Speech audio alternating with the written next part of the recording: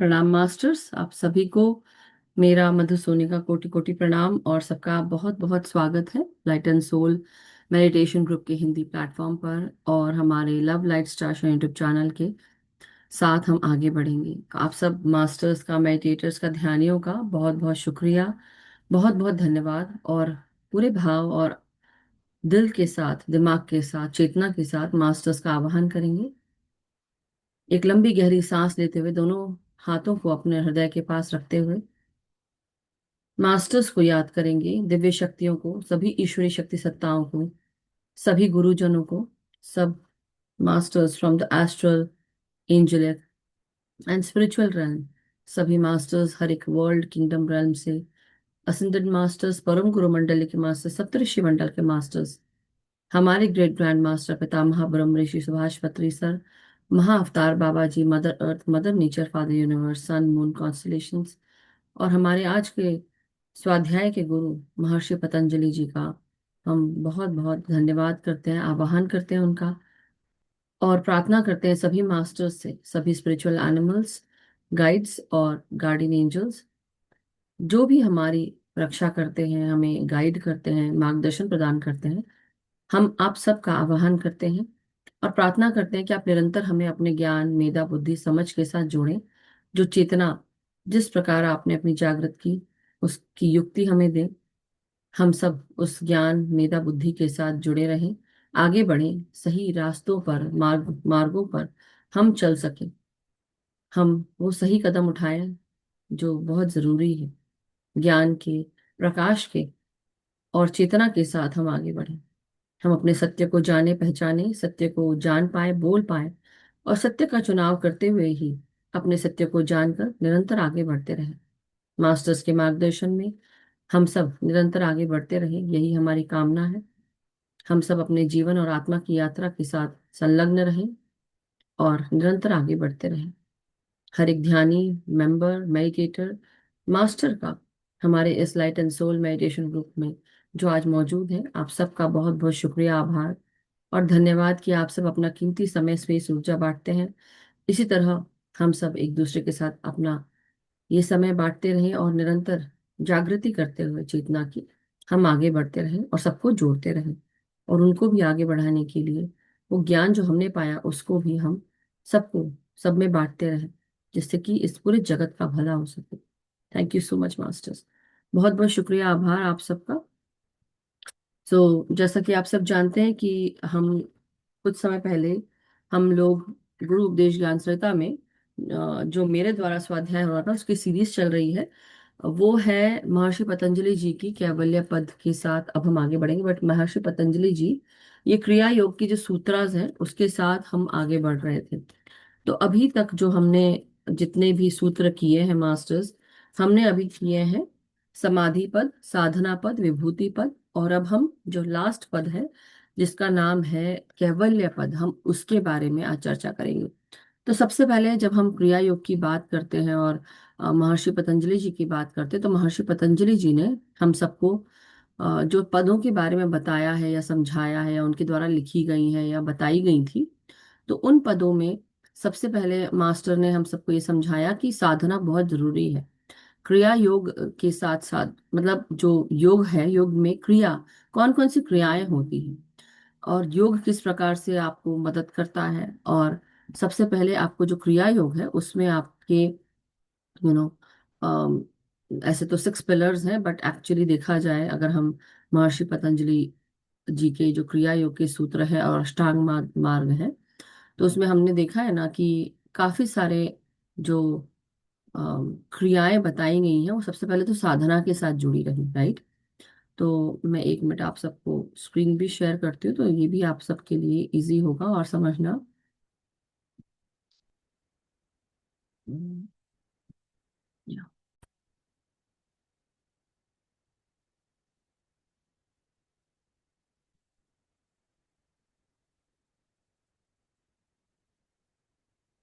अब हम जब सबसे पहले महर्षि पतंजलि जी की आप पिक्चर देख रहे हैं और किस तरह से बैठ के तप साधना कर रहे हैं, ये भी आप सब देख रहे हैं, राइट।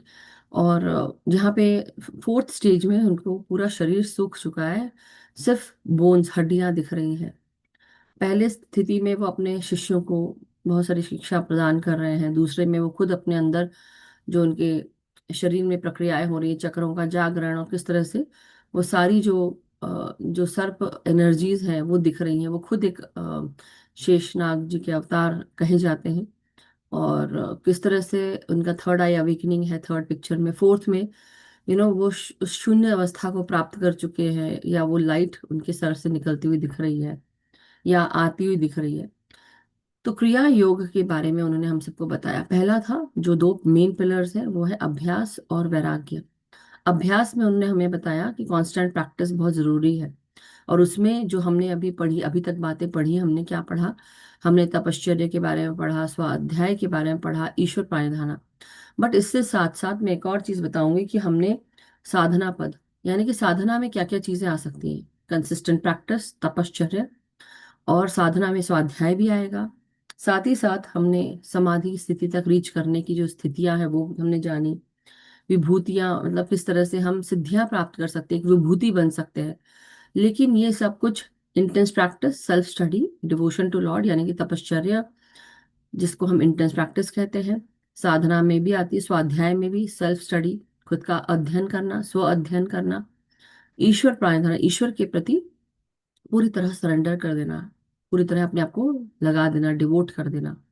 यहाँ इस सरेंडर का मतलब ये नहीं होता कि आप नतमस्तक होकर आप सिर्फ उनको फॉलो करें। ऐसा नहीं कहा गया है। इनको कहा गया है कि आप डिवोट करें अपना टाइम एक कंसिस्टेंट प्रैक्टिस की तरह। और डेफिनेटली सरेंडरेंस है, लेकिन इसका मतलब नहीं है कि आप उनको जैसे कि आप उनके स्लेव हैं, ऐसा नहीं है। आप खुद एक ईश्वर का ही अंग है, उसका उसका उनका अंश आपके भीतर है, तो आप खुद भी ईश्वर के समान है। इस चीज को उन्होंने बताने की कोशिश की। वैराग्य जो दूसरा पिलर है, उसमें डिटैचमेंट और अपरा वैराग्य और परा वैराग्य।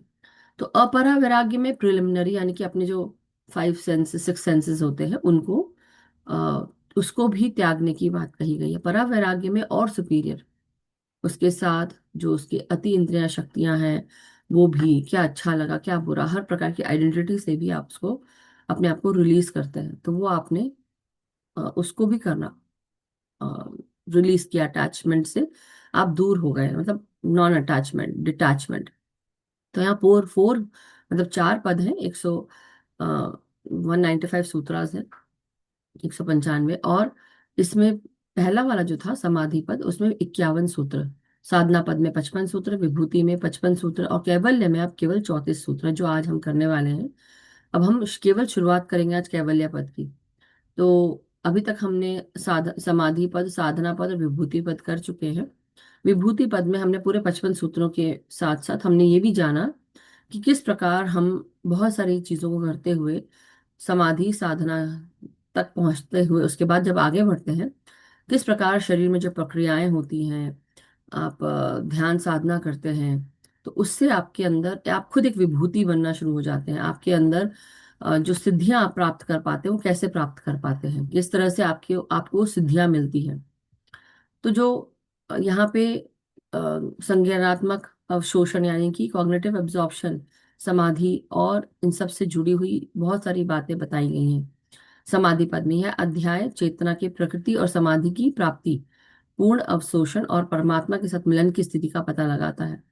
यानी कि जो पतंजलि जी ने बताया है कि समाधि, आप जब कर समाधि स्थिति में आप जाते हैं, समाधि पद जो है वो बेसिकली आपको समाधि की किस प्रकार आप प्राप्ति करते हैं, किस प्रकार आप पूर्ण उसमें आप अब्जॉर्ब हो जाते हैं समाधि में, और किस प्रकार आप अपने समय को आप डिवोशन टू लॉर्ड, क्योंकि क्रिया योग में धीरे धीरे जो प्रैक्टिस है वो इंटेंस होने लगती है और बढ़ने लगती है, समय लगने लगता है। तो वो ये कहते हैं कि आपकी जो प्रैक्टिस है वो कंसिस्टेंट होनी चाहिए, और उसके लिए आपको समय देना पड़ता है और करना ही पड़ता है। सो कई लोग जो क्रिया योग करते हैं या जो इसको इसके जानकार हैं, जो फॉलो करते हैं, धीरे धीरे उनका क्रिया योग में जो उनके शरीर में भी प्रक्रियाएं होने लगती हैं, जिसको हम हठ योग भी कहते हैं, हाथों की मुद्राएं बनने लगती हैं, और भी बहुत सारी चीजें मास्टर्स। और धीरे धीरे कुछ चीजों की समझ आपको आती है जो कि आपके चेतना से जुड़ी हुई होती है। ठीक है मास्टर्स। तो ये एक और है समाधि के बारे में जो मैंने एक वो बनाया था इसका फ्लो चार्ट। तो सबीज समाधि क्या होती है और निर्बीज समाधि क्या होती है वो भी बताई गई है इसमें। और सब प्रज्ञा समाधि और असंप्रज्ञा समाधि क्या है। तो जहाँ पे सभी तर्क सर हर प्रकार के तर्क हो सकते हैं सब प्रज्ञा समाधि में। सुविचार हो सकता है, आनंद आपको महसूस होता है, अस्मिता, आपकी इज्जत, उसमें भी ये सब रहती है। लेकिन असब ने इसको बहुत शॉर्ट शॉर्ट में बता रही, ज्यादा कुछ डिटेल नहीं दे रही हूँ मैं अभी। बट असब सॉरी असब प्रज्ञता समाधि में आप पूरी तरह विचारहीन हो जाते हैं। कोई वितर्क, कोई मतलब कोई विचार का कोई आप तर्क भी देना नहीं चाहते, निर्वितर्क, बिना लॉजिकल रीजनिंग के, या ऐसा मैं बोलूंगी कि आप उसको डिस्कस नहीं करना चाहते, आप उसको और डिटेलिंग नहीं करते, निर्विचार हो जाते हैं। आपको उस समय आनंद भी बेसिकली जो ऐसा आनंद जहाँ पे कोई विचार ही ना हो। और धीरे धीरे आप निर्बीज समाधि तक जाते हैं जहां पर उसका कोई जड़ भी आपको समझ में नहीं आता। आप समाधि स्थिति में चले आते हैं जहां पर आपको पता भी नहीं होता कि आप समाधि स्थिति में पहुंच चुके हैं। और फिर आगे चलकर धर्म, मेगा समाधि और कैवल्य, फिर आप कैवल्य पद तक रीच करते हैं, कैवल्य स्थिति तक रीच करते हैं। तो आज जो हम बात करने जा रहे हैं मास्टर्स, साधना के बाद, विभूति के बाद, और ये अष्टांग योग भी एक बार देख लीजिए। ये आगे हो सकता है हम जब इसके बारे में बात करें तो फिर सबको पता रहे। तो उन्होंने अष्टांग योग में भी बताया गया है कि प्रत्याहार, धारणा, ध्यान, समाधि, यम, नियम, आसन, प्राणायाम, तो ये भी अष्टांग योग के जो 8 स्थितियां हैं। आप प्रत्याहार करते हैं, होता है ना, जैसे बोलते हैं, क्या देखना है, क्या आपको विचार करना है, हर चीज उसका प्रत्याहार करना कि प्रॉपर इनटेक ऑफ थिंग्स, क्या वो जरूरी है या नहीं है, ये भी है। राइट। धारणा, आप किस चीज को, आप किस चीज पर आप फोकस करते हैं, क्या किस चीज पर आप ध्यान लगाते हैं। आपको समाधि में भी पहुंचना है। राइट। प्राणायाम भी करना है। तो प्राण जैसे बोलते हैं ना, आपका अनुलोम विलोम करते हैं, उस प्राण को लेने के लिए आप क्या क्या क्रिया कर रहे हैं। आसन है तो आपके शरीर से जो बॉडी पॉस्चर से फिजिकल पॉस्चर क्या बनाते हैं। यम, नियम, कोड ऑफ कंडक्ट क्या है। आप कैसे अपने आप को, जो आपको पसंद है या नहीं पसंद है, वो दूसरों के साथ भी ना करें आप। राइट। तो इसलिए ऐसा ना करें कि जो आपको पसंद नहीं है वो आप दूसरों के साथ कर रहे हैं। तो यम नियम का प्रॉपर फॉलो होना चाहिए। और आपके खुद के एटीट्यूड को भी आपको देखना चाहिए। तो बहुत सारी चीजें हैं जो अष्टांग योग में ये 8 तरीके से बताई गई हैं कि आपको किस चीज का प्रत्याहार करना चाहिए, क्या चीज नहीं उसको आगे बढ़ानी है।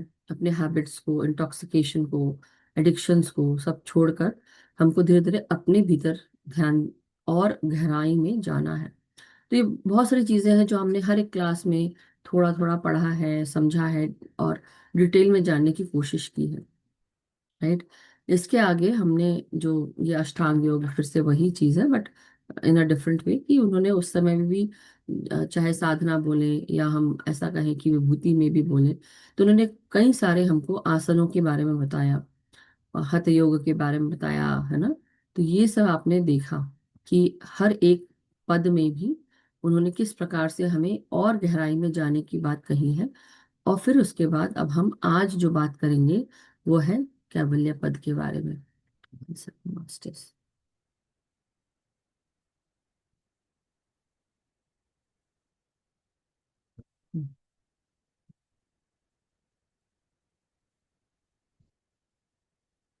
Stop share, okay.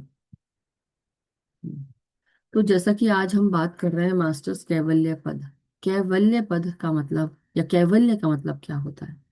कैवल्य का मतलब होता है केवल, या एक अकेला, अलोन टाइम, आपका खुद का, अपने आप के साथ। यानी कि आप अपने आप के साथ, केवल आप अपने आप के साथ हैं। और उस स्थिति तक रीच करने के लिए आपको ये सब जो मैंने पिलर्स ऑफ क्रिया योग बताए, कि पहला आपका जो क्रिया योग का जो स्थिति है कि आप इंटेंस प्रैक्टिस करते हैं और साधना करते हैं, तपश्चर्या करते हैं। तो ये सब उस तक रीच करने की स्थिति है। कैवल्य पद को हम केवल इस रूप में नहीं जान सकते कि हमको सिर्फ केवल तपश्चर्या करना है या हमको अपने आप के बारे में जानना है या फिर हमको अपने आप को पूरी तरह ईश्वर के प्रति सरेंडर कर देना है। कैवल्य पद तब रीच करते हैं जब धीरे धीरे अपने भीतर की जो नकारात्मक सोच विचार है उसको भी आप डिटैच हो जाते हैं उससे। जो जहां कहीं पर भी आप आपका लगाव बढ़ जाता है उसको भी आप छोड़ देते हैं, डिटैच होने लगते हैं। अपने आप पर आप कंट्रोल करते हैं। और कैवल्य पद में सबसे पहले जो बात बताई गई है वो ये भी बताई गई है कि ये कर्म प्रधान हो जाता है। कि जो आप राजयोग से जुड़ी हुई चीजें, जैसे अगर हम तीन गुणों की बात करते हैं तो तीन गुणों में आता है सबसे पहले सत्व, रजस और तमस, राइट।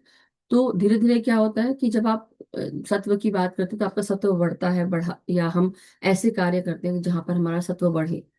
सत्य के साथ आप आगे चलते हैं, सत्य भाष करने की आप कोशिश कर रहे हैं, और जो कुछ भी है जिससे कि आप जो भी अच्छी चीजें आप वो कर रहे हैं। रजस भी वही है, लेकिन इसमें आप कर्म प्रधान हो जाते हैं कि जहां पर आप चाहते हैं कि आप एक्शन उठाते हैं। सत्व में भी अब आप उस स्थिति में होते हैं कि जहां पर आप एक्शन, मैं ऐसा नहीं कहूंगी कि आप एक्शन नहीं लेते, लेकिन सत्व में फिर भी एक्शन नहीं आएगा, लेकिन रजस में बहुत एक्शन आता है। जहां पर किस प्रकार एक राजा अपना सारा कार्यभार संभालता है, उसको एक्शन लेना ही पड़ता है, वो लेकर ही आगे चलता है। मैं सिर्फ समझाने के लिए बोल रही हूँ। हालांकि राजयोग जो है उसमें ये भी बताया गया है कि आपका जो प्रारब्ध कर्म होते हैं उससे भी आप जुड़े होते हैं। और कई लोग जब कैवल्य पद की स्थिति पर पहुंचते हैं तो बहुत सारी ये जो स्थितियां हैं, समाधि, साधना और विभूति, इन स्थिति के बाद कैवल्य पद की जो स्थिति है उसको रीच कर पाते हैं। तो विभूति तक आते आते, या ऐसा कहें कि जब आप जो साधना कर रहे होते हैं, आपने अपने आप को इस तरह से तैयार किया कि आप समाधि तक रीच कर पाते हैं।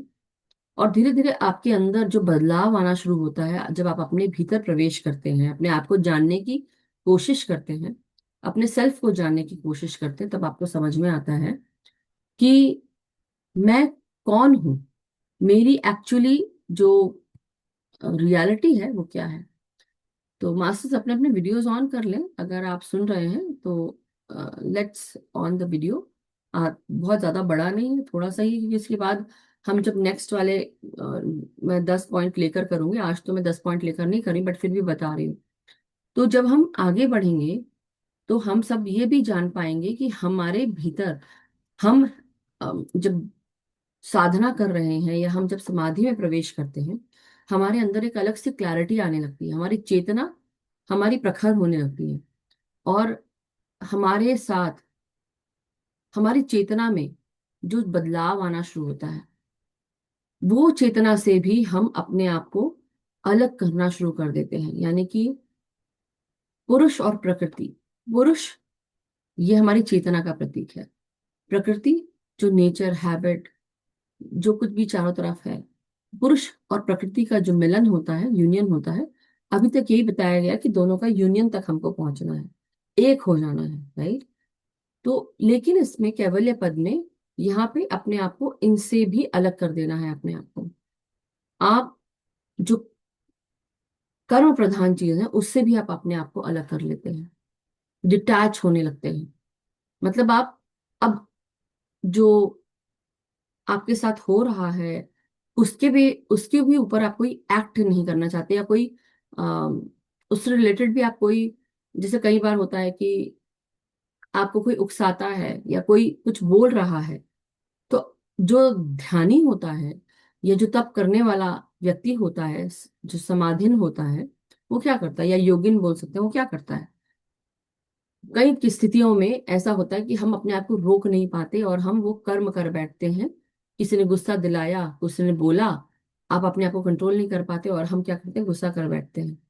तो अभी तक हमारी स्थिति शायद ऐसी होगी कि आपने, किसी ने आपको करा और आप गुस्सा हो गए और आप उस गुस्से को कंट्रोल नहीं कर पाए और गुस्सा कर बैठे। लेकिन जब धीरे धीरे जैसे जैसे आपको इसकी समझ आती है तो आपको पता चलता है कि अब मुझे वो कर्म भी नहीं करना है, उससे भी मुझे अपने आप को अलग करना है। वो क्लैरिटी आने लगती है, आप अपने भीतर प्रवेश करते हुए इस चीज को समझ पाते हैं कि मैं ये शरीर नहीं हूं जिसको गुस्सा आ रहा है, या मुझे ये जो महसूस हो रहा है, मेरा चैतन्य मुझे समझा रहा है या बता रहा है कि ये तुम्हें हानि नहीं पहुंचा रहा है, ये तुम्हारे इस शरीर को, उस स्वरूप को देखते हुए तुमको वो चीजें बताई गई या बोली गई, और तुम जब उसके साथ कनेक्ट कर लेते हो, यानी कि, तो तुम्हें गुस्सा आता है और तुम उस पर रिएक्ट करते हो, तो वो हो गया एक रजस योग का भाग। लेकिन राजयोग से भी निकलकर आप कर्म प्रधान ना होते हुए आप उस कर्म को भी छोड़ देते हो, और चेतना के स्वरूप में आप अपने उस चैतन्य को समझते हो और उसको भी अलग कर लेते हो कर्म से। आप अपने आप को टोटली अलग, एक अकेले उसमें रख लेते हैं, और आप उससे भी अलग होकर अब आप सिर्फ ईश्वर का भाग हैं, और कोई रिएक्शन, नॉन रिएक्शन, उसमें किसी चीज में भी आप संलग्न नहीं होते। जब आप उस स्थिति तक पहुंचने लगेंगे तब आप उस कैवल्य पद को रीच कर जाते हैं मास्टर्स। तो यही बताया गया है कैवल्य पद में, आगे की जो हर एक 34 इसमें जो पद है, वो 34 पदों में यही बताया गया है कि कैसे आपको अपने आप को इन सब चीजों से आपको अलग रखना है, अपने आप को कैसे आप अलग कर पाएंगे। मैं आपको शुरू की कुछ चीजें, जो पंक्तियां हैं औरबिंदो घोष जी की, वो मैं पढ़ के बताना चाहती हूँ, जिससे कि आप लोग को थोड़ा सा और इसका जो आइडिया है वो हो जाए। तो थोड़ा सा समझाने की मैंने कोशिश की है, अब थोड़ा सा और कोशिश करेंगे हम लोग। तो इस चैप्टर में यहाँ पे एब्सोल्यूट फ्रीडम यानी कि कैवल्य के बारे में बताया गया है, और यानी कि यहाँ पे श्री अरबिंदो जी ने भी कहा है कि एब्सोल्यूट यूनिटी, एब्सोल्यूट एकता, कैवल्यता वो क्या है, ये हमें बताती है उनकी टीचिंग। किसकी? जीसस, जीसस क्राइस्ट की टीचिंग भी बताती है, जो कि बहुत मेन टीचिंग है। इंग्लिश में है, मैं इसको हिंदी में भी बोलूंगी। Be ye perfect, be ye perfect, even as your father in heaven is perfect. तुम उतना ही परफेक्ट हो जाओ जितना तुम्हारे पिता जो ईश्वर है, जो ब्रह्मांड है, या जो पिता जो स्वर्ग में है। तो एक्चुअल पिता की बात नहीं कर रहे हैं, जो इस लाइफ में हम, हमारे माता पिता, उनकी बात नहीं कर रहे हैं। वो परम पिता परमेश्वर की बात कर रहे हैं कि तुम उस तरह से परफेक्ट हो जाओ जिस प्रकार जो आपके स्वर्गीय पिता है, मतलब फिजिकल बॉडी वाले नहीं, बट स्वर्ग और परम ईश्वर है, जिस तरह से वो परफेक्ट है उस तरह से तुम हो जाओ। एंड ये आर गॉड्स, मतलब ये मतलब वाई ई का मतलब है कि you are gods, and all of us, sorry, and all of you are children of the most high.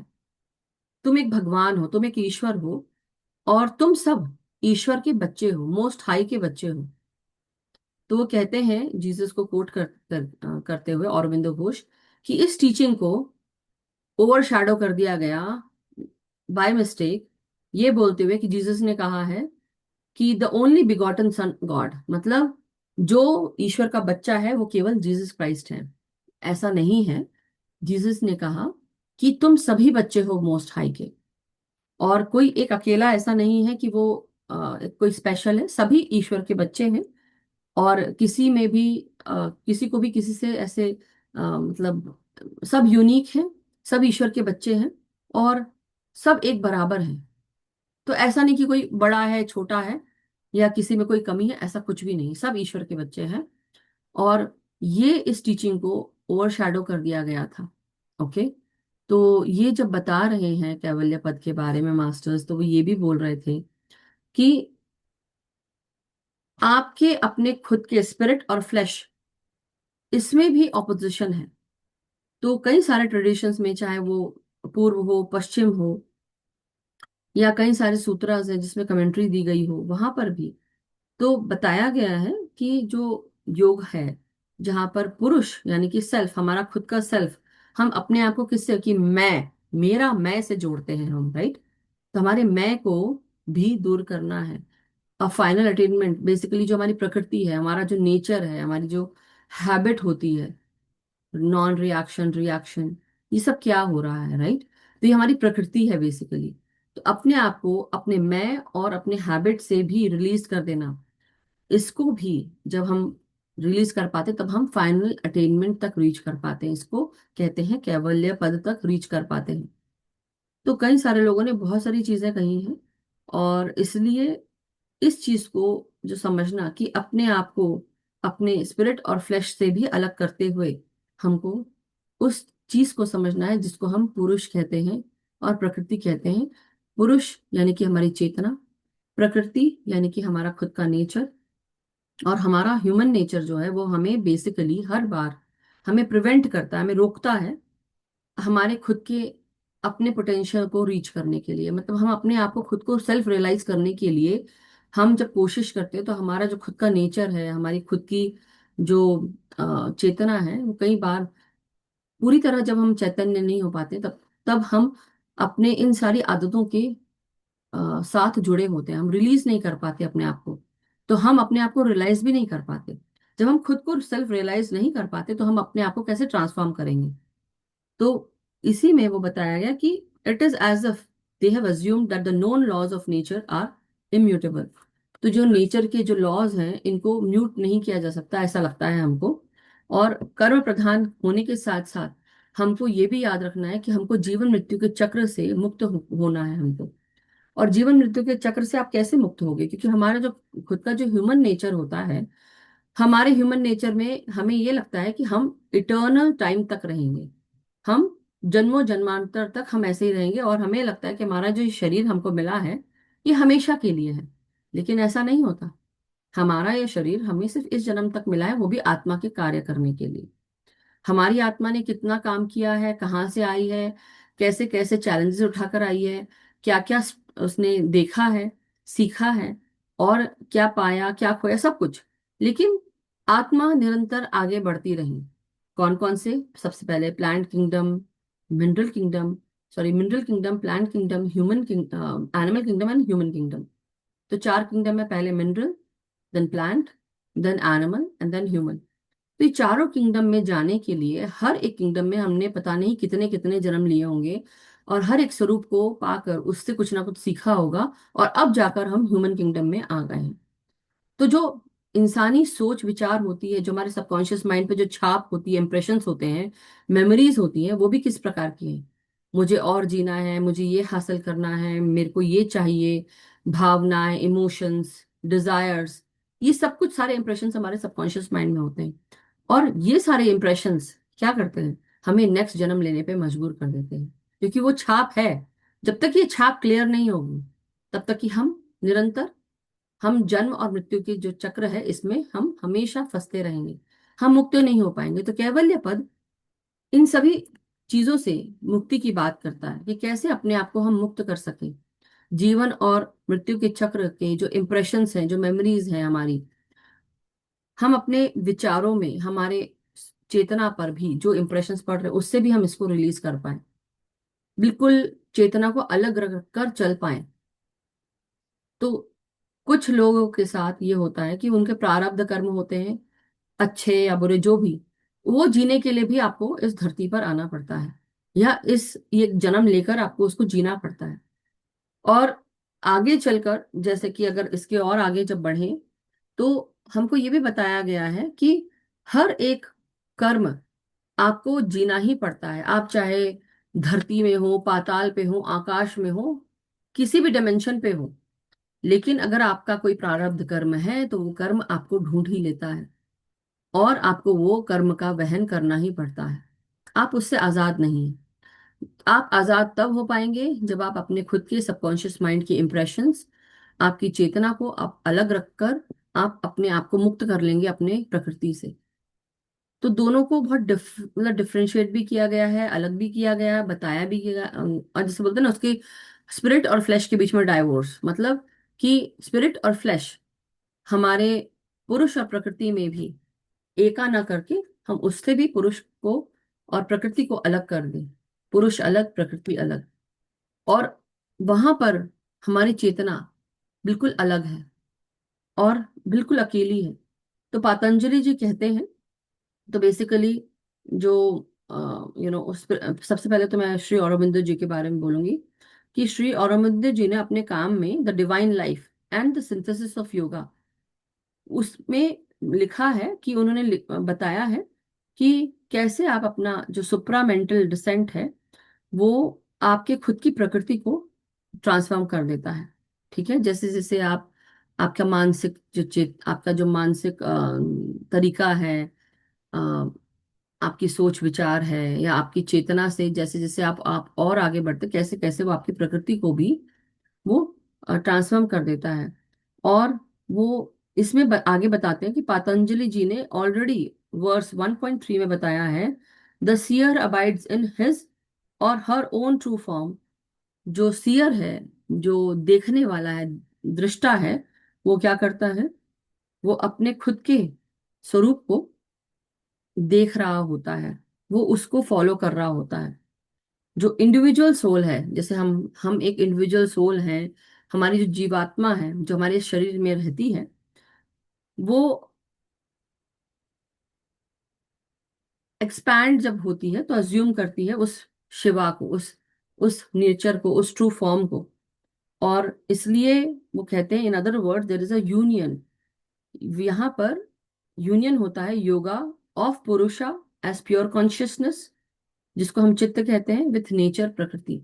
तो जो हमारी चेतना है वो प्रकृति के साथ योग में आती है तब, right.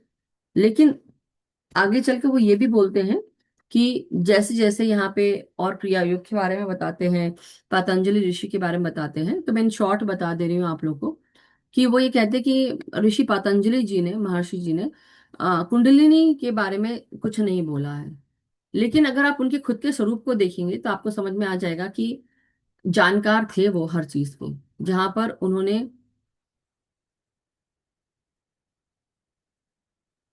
Okay masters, concentrate on what I am saying. अभी मेरे चेहरे पर मत जाइए प्लीज। मैं जो समझाने की कोशिश कर रही हूँ वहां पर अपना दिमाग लगाइए। माफ कीजिएगा, but don't mind me, but please अभी हम सिर्फ इस पे बात करें कि हम क्रिया योग के बारे में क्या बात कर रहे हैं। तो ऋषि पतंजलि जी ने कुंडलिनी के बारे में कुछ नहीं कहा है या उसके साथ वो अटैच नहीं किया है। लेकिन उन्होंने जब जैसे जैसे वो समाधि की बात करते हैं, और जब वो अपनी खुद की एनर्जीज की बात करते हैं, क्रियाओं की बात करते हैं, समाधि, साधना, विभूति, तो ये सब प्रक्रिया कैसे होती है? ये तभी हो पाती है जब आपकी खुद की ऊर्जा बढ़ना शुरू होती है। जब आप ध्यान में जाते हैं, तपश्चर्या करते हैं, स्वाध्याय करते हैं। आप स्वाध्याय किस चीज का करते हैं? स्वाध्याय अपने आप का करते हैं, अपने आप को समझने की कोशिश करते हैं। ये समझते हैं कि मैं शरीर नहीं, मैं आत्मा हूँ। और जब आपको ये समझ में आना शुरू हो जाता है तो आपको अपने अंदर खुद अपने आप के दर्शन होते हैं। वो दर्शन किस चीज के होते हैं? कि आप खुद ही सुप्रीम बीइंग हैं, कि आप खुद ही ईश्वर हैं, और आप में वो ईश्वर का अंश है। वो जो अंश है वो आपको ईश्वर से जोड़ता है। आपको ईश्वर के नियर ही नहीं, वो आपको ईश्वर के समान बताता है और बोलता है कि तुम ईश्वर हो, और अपने आप की जो रियलिटी है उसको पहचानो।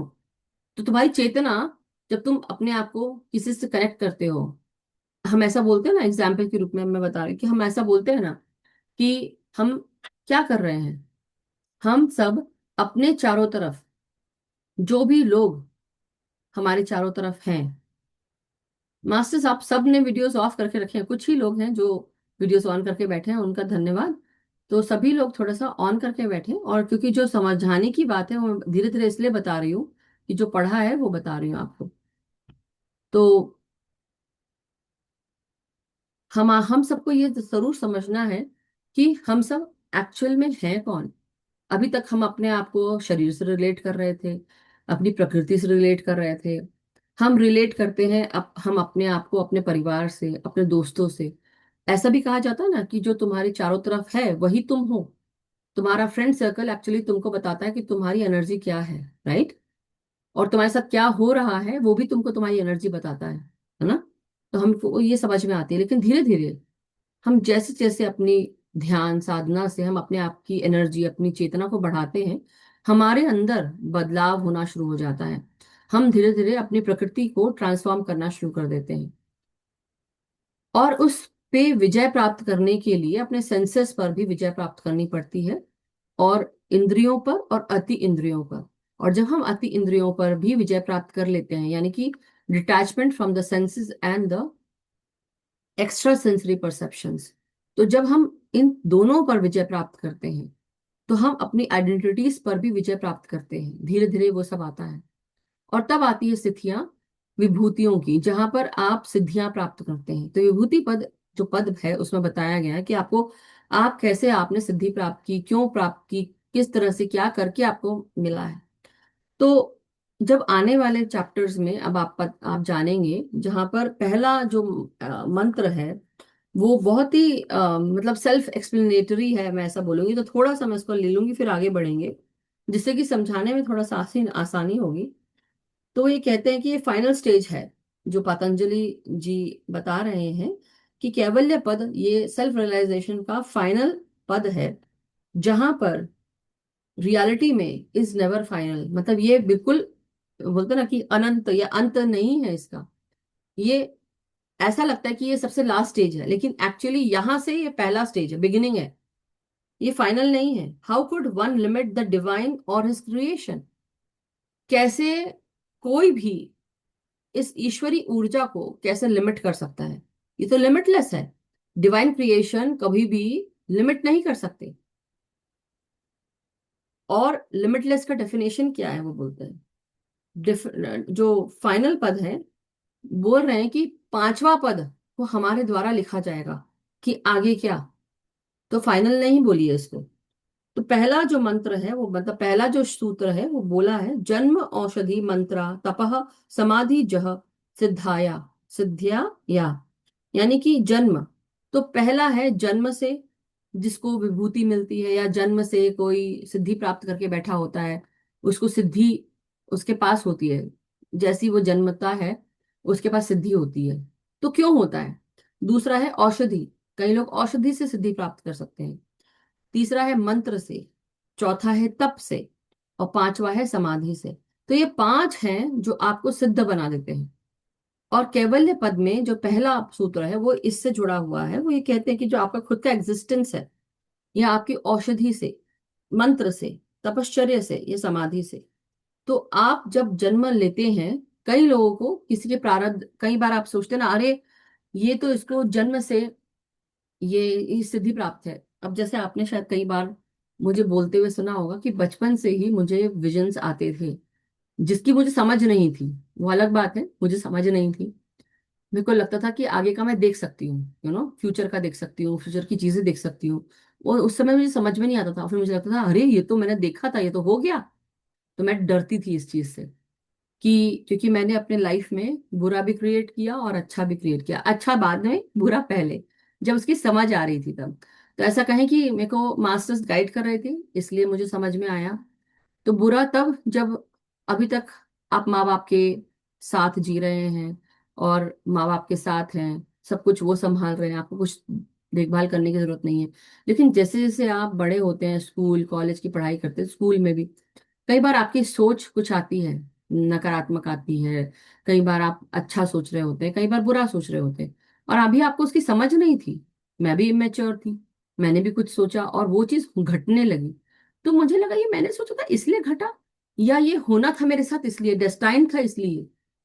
तो ये समझने में भी मुझे बहुत टाइम लगा। और कुछ समय मुझे बहुत महसूस हुआ कि कुछ अच्छा नहीं हो रहा है। ऐसा भी सोच लिया मैंने, लेकिन वो भी हो रहा है, सब कुछ हो रहा है। और इसकी समझ बाद में मुझे रियलाइज हुआ कि हम अगर अच्छा सोचे तो अच्छा होगा, बुरा सोचेंगे तो बुरा होगा, क्योंकि हमारे पास पावर है क्रिएशन का, जो कि मुझे ध्यान की इस यात्रा में मुझे समझ में आया। लेकिन इसकी समझ मुझे, मतलब इसके शब्दों का जो जो शब्द का इस्तेमाल करना मुझे पता चला, लेकिन इसकी समझ मुझे पहले आ गई थी, क्योंकि जो मैंने क्रिएट किया उससे मुझे लगा कि मुझे अच्छा सोचना चाहिए। क्योंकि मेरे को मेरे लाइफ में कुछ अगर नकारात्मक हो रहा है तो उसकी जिम्मेदारी कौन लेगा? शायद मैंने सोचा था इसलिए हो रहा है। इसकी ये समझ नहीं थी कि एक्चुअली मैं ही हूं जो मैं अपने लाइफ का क्रिएटर हूँ, और मुझे ही, मैं ही क्रिएट कर रही हूँ। मुझे इसकी समझ आ तो चुकी थी, लेकिन इसको कैसे बयां किया जाए ये पता नहीं था। लेकिन जन्म से मुझे कुछ सिद्धियां प्राप्त होंगी, ये मुझे इसका आभास या पता भी नहीं था। या ये सिद्धि कहते हैं इसको, मैं ऐसा कहूंगी इसको सिद्धि कहते हैं, ये मुझे पता नहीं था। तो क्या किसी को जन्म से सिद्धि प्राप्त हो जाती है? कोई आंसर देगा मुझे इस चीज का? किसी को जन्म से सिद्धि प्राप्त हो सकती है क्या? Answer this. ये क्वेश्चन है सबके लिए। हाँ या नहीं में लिख सकते हैं आप, बस हाँ या नहीं। उर्मिला आंटी लिखती है हाँ, मिल सकती है। आंचल जी लिखती है जी। पुष्पा जी हैंड रेज करती है हाँ। तो सभी ने लिखा हाँ। अगर ऐसा होने लगे तो सभी को सिद्धियां प्राप्त हो जाएंगी। लेकिन ऐसा नहीं होता। सभी को जन्म से सिद्धि प्राप्त नहीं होती है। ये बोलना कि जन्म से सिद्धि प्राप्त है, नहीं। उनके प्रारब्ध कर्म रहे हैं, इसलिए उनको सिद्धि प्राप्त है। क्योंकि हम कहाँ से आ रहे हैं, हमारी आत्मा कहाँ से आ रही है? हमारी आत्मा आ रही है mineral kingdom, plant kingdom, animal kingdom and then human kingdom. हमने हर जन्म में, हमारी आत्मा ने कुछ ना कुछ सीखा, कुछ ना कुछ जाना, और कुछ ना कुछ हम सब ने उसको हमने महसूस किया, और उससे कोई समझ आई। तो कॉज एंड इफेक्ट जो होता है, जो कारण और कारण शरीर हमारा डेवलप होना, ये सब कुछ ये कब होता है? हमारी आत्मा ने इतना काम किया कि पिछले जन्मों का जो भी हमने प्रैक्टिस की थी, वो प्रैक्टिस हमें कंटिन्यू करनी थी। हमने नेक्स्ट जन्म लिया। अब हमारे सबकॉन्शियस माइंड पे जो भी इम्प्रेशंस थे, वो इम्प्रेशंस हम सबको आगे की ओर लेकर गए। तो हमने ये जन्म लिया, और जन्म लेकर हमने जो भी कारण रहा होगा कर्मों का, जलना या कर्मों को वहन करना, हम कहीं पे भी छुपे रहे हो, कुछ भी हो, हमको कर्मों को वहन करना पड़ेगा। क्योंकि जो कुछ भी हमने किया, जो कुछ भी हमने समझा, जिस प्रकार भी हमने, जहां तक हमारी सोच समझ गई, हमने सपोज जैसे बोलते ना कि अभी हमने 4th ग्रेड में बच्चा गया मेरा, तो मैं सोच रही हूँ कि भाई अब जैसे अभी तक मेरी बेटी 3rd ग्रेड में थी, यानी कि तीसरी कक्षा में, अब वो चौथी कक्षा में गई है, छोटी वाली। बड़ी वाली 2nd ईयर में है। लेकिन बड़ी वाली या छोटी वाली या किसी के भी बच्चे हो, या आप लोग खुद भी, आप लोगों ने जहां जहां से पढ़ाई की, मास्टर्स करके बैठे होंगे, बैचलर्स करके बैठे होंगे, आप लोग 1st ग्रेड में फिर से दोबारा क्यों नहीं गए? है ना क्वेश्चन। 1st ग्रेड में दोबारा क्यों नहीं गए, या 2nd ग्रेड में क्यों नहीं गए? या फिर आप मास्टर्स करके बैठे थे तो आपने दोबारा फिर से बैचलर्स कर लेना चाहिए था। उसके आगे क्या होता है, आप पीएचडी करते हैं मास्टर्स के बाद, राइट? पीएचडी करने की होती है स्थिति। या आप कुछ डबल एमए करते हैं, double what ever, double masters करते हैं। तो ये सब क्यों कर पाते हैं आप लोग? क्योंकि आपको आगे की जो पढ़ाई है वो आपको करनी थी, और अब आप इससे ऊपर ही उठेंगे, नीचे नहीं जाएंगे। ऑलरेडी आप पूरा कर चुके हैं। पहले जन्म में हमने सिद्धि प्राप्त हुई थी, ये लिखा अभी माधुरी जी ने। तो केवल पहले जन्म में नहीं, पिछला जन्म जो हमने किए लिया होगा, उसमें हमने क्या सीखा, क्या जाना और क्या समझा, उसमें जो सिद्धि मिली हमको, सिद्धि मिली या नहीं मिली, डजेंट मैटर। मैं ये कह रही हूं कि जब भी हमने कोई चीज समझी, उसके आगे ही हम बढ़ेंगे, हम पीछे नहीं आते। तो लॉ ऑफ प्रोग्रेशन जो है, वो उससे जोड़ता है हमको। लॉ ऑफ प्रोग्रेशन, एक आत्मा जब आगे बढ़ती है तो वो लॉ ऑफ प्रोग्रेशन के साथ बढ़ती है, वो पीछे नहीं मुड़ के देखती। अब आत्मा ने इतना समझ लिया है, अब आगे उसको जो नहीं समझा है, उसके साथ उसको आगे बढ़ना है। मतलब उसकी जो ग्रेडिंग है कक्षा की, वो आगे बढ़ रही है। और जो अर्थ है, पृथ्वी है, वो एक मतलब एक स्कूल है एक तरह से। तो स्कूल में भी आपने कहाँ तक पढ़ाई की? 12th तक की।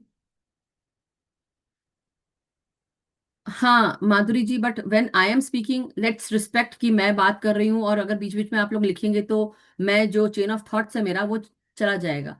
हम डेफिनेटली वो आगे आएंगे। तो ऐसा नहीं है कि मैं पढ़ नहीं रही हूँ या मुझे पता नहीं है, लेकिन लेट्स जस्ट यू नो ये जो आदत है, ये अच्छी आदत नहीं है कि कोई बोल रहा है, आप उसी बीच में लिख रहे हैं। I know you know everything. If you know everything, तो देन थोड़ा सा कभी कभी ये भी है ना कि हम सबको थोड़ा सा शांत रहना चाहिए, कि हम थोड़ा सामने वाले की बात सुन लें।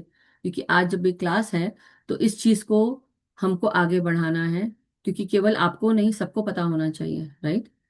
तो धीरे धीरे ही आगे बढ़ेंगे। एकदम से हम अगर ये सबके ऊपर थोप देंगे, जो आप एंड बता रहे हैं, अगर वो एंड है या बीच का भी है, तो ये चीज सबको कंफ्यूज कर सकती है, राइट?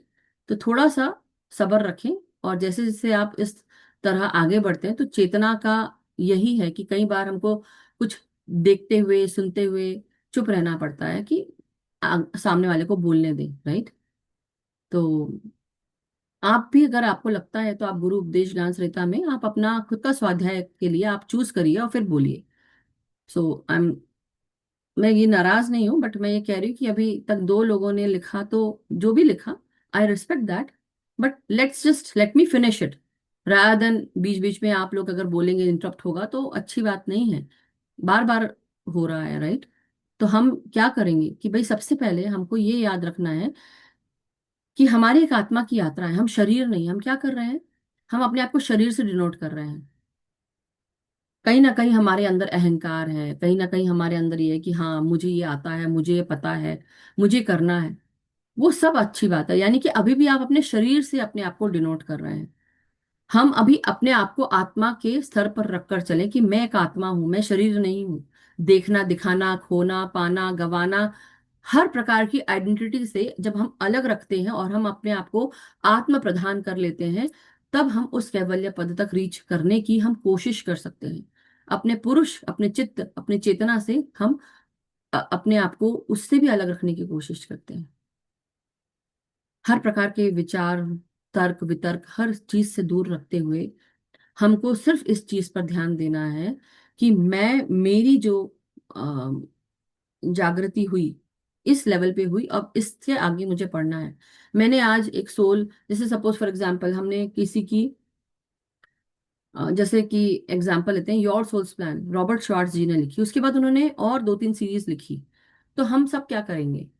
अब कई लोगों ने सीतायान भी पढ़ी है, सीतायान के बाद उस ऑथर ने और भी किताबें लिखी उसके बाद। कुछ तो सीरीज होती हैं। तो इंग्लिश में भी बच्चों की भी किताबें आती हैं। अगर अभी जो दिमाग में आ रहा है मैं बता रही हूँ कि रिक रायर्डन की कई सारी जो सीरीज हैं बुक्स की, वो बच्चे पढ़ते हैं यहाँ पे लाइब्रेरीज में। एक के बाद एक सीरीज पढ़ते हैं। क्यों? क्योंकि उसमें कुछ ना कुछ डिफरेंट है, आगे का है। हैरी पॉटर की सीरीज है मूवीज की, उसमें क्या है, एक मूवी के बाद दूसरी, तीसरी, चौथी, कुछ ना कुछ अलग है। तो आप पहली अगर देखें, अच्छी लग रही, वो अलग बात है कि आपने बार बार उसको देखा जाना। वैसे ही एक इंसान क्या करता है, जब कोई चीज उसको समझ आ जाती है तो वो आगे का पढ़ता है, आगे का दिखता है। वैसे ही आत्मा की यात्रा में भी हम सब जो पिछला करके आ चुके हैं, उसकी समझ हमारे सबकॉन्शियस माइंड में भी होती है, हमारे दिल में भी, दिमाग में होती है, आत्मज्ञान में होती है। और वो हमको कुछ करते हुए याद आता है कि हम ये कर चुके हैं, हमें पता है इसके बारे में। लेकिन इसके आगे वो दूसरा स्टेप लेता है, उसके आगे वो नया सीखने की कोशिश करता है। तो आगे सिर्फ यही है कि अपने आप को धीरे धीरे हमको हर प्रकार से डिटैच होकर, हर प्रकार की हैबिट से, नेचर से भी डिटैच होकर, रिएक्शन से भी अपने आप को डिटैच करना है। तो जो रजस है उससे भी, जो कर्म है, कर्म करने की जो स्थिति आती है कि हमें रिएक्शन देना है या एक्शन उठाना है किसी चीज पर, या एक्ट करना है, उससे भी आप अपने आप को डिटैच कर लेते हैं। एक मास्टर क्या करता है? मास्टर, मैं समझा रही हूँ इसलिए मुझे इतना बोलना पड़ रहा है, नहीं तो शायद कई बार अब जैसे जो आप लोग के साथ होता होगा, मेरे साथ भी होता है, या कई बार आप जाते हैं बाहर, कोई बेफालतू एक्ट कर रहा है कुछ चीज में, जबरदस्ती वो उस प्रक्रिया को करने की कोशिश करे जबकि उसकी जरूरत भी नहीं है करने की। तो आप लोग क्या करते होंगे? एक समझदार इंसान क्या करता है? कोई बच्चा जबरदस्ती कुछ कर रहा है जो कि करने की जरूरत भी नहीं है, फिर भी कर रहा है, तो आप क्या करते हैं? उसको देखते हैं, जाने देते हैं उसको। आप रिएक्ट नहीं करते उसके ऊपर, क्योंकि आप वो करके बैठ चुके हैं ऑलरेडी। आपने वो कर चुके हैं, अब आपको उसको दोबारा करने की जरूरत नहीं है। राइट? तो आप क्या करते हैं? आपकी ये समझ हो जाती है कि ओके, मुझे देखना है। उसको ना जज करते हैं आप उसको, और उसको छोड़ देते हैं, उसको फिगर आउट करने के लिए छोड़ देते हैं कि let let that person, let that child figure out, अपने आप कर लेगा। तो ये एक बड़प्पन होता है आपके अंदर, मतलब आयु के हिसाब से आप उसको छोड़ देते हैं, आप उस पर रिएक्ट नहीं करते। कई बार ऐसा होता है, राइट, कि कोई कुछ बोल रहा है, कोई कुछ कर रहा है, आप क्या करते हैं? आप कोई रिएक्शन नहीं देते, करने दो उसको। कई बार क्या होता है, अब ये बिकॉज मैं पढ़ा रही हूँ इसलिए मुझे यहाँ बोलना पड़ रहा है, क्योंकि चेन ऑफ थॉट छूट जाता है। लेकिन एक्चुअली क्या हो रहा है? एक्चुअली हमें अपने आप को अपने चैतन्य के साथ जोड़ते हुए हम उससे भी अपने आप को अलग कर लेते हैं कि चैतन्य अलग है, मैं, मेरा शरीर, मेरा मैंपन भी अलग है, प्रकृति अलग है। अपने आप को पूरी तरह एक करते हुए, कौन किस तरह का एक? अकेला करते हुए, और उस अकेलेपन में भी समझना कि मैं प्रकृति से, मेरी स्वरूप से मैं अलग हूं। ये मेरा स्वरूप नहीं है, मेरा स्वरूप वो ईश्वर का स्वरूप है जो प्रकाश के रूप में आत्मा में विराजमान है। मुझे रीच कहाँ करना है? तो हम धीरे धीरे जैसे से आगे पढ़ेंगे, तो ये कहते हैं जन्म, औषधि, तप, मंत्र, तप और समाधि। तो कहते हैं कि कई बार कुछ चीजें हमें ऐसा लगता है कि किसी को जन्मजात उसको सिद्धि प्राप्त हुई है, लेकिन वो जन्मजात नहीं होती है। क्योंकि उसने जो प्रारब्ध कर्म किए हैं, जो उसने जो कुछ भी सीखा पढ़ा जाना, वो क्या हो रहा है, उसको नेक्स्ट जन्म में उसको वो वहां से कंटिन्यू करता है। जहां पिछले जन्म में छोड़ा था, वो नेक्स्ट जन्म वहां से कंटिन्यू करता है। इसलिए कुछ चीजें हमें जन्मजात मिलती हैं, उस इंसान को मिलती है जो जिसने काम किया था। हर किसी को मिलेगी क्या? नहीं। तो वो जन्मजात का है। सेकंड आता है इसमें अ, औषधि।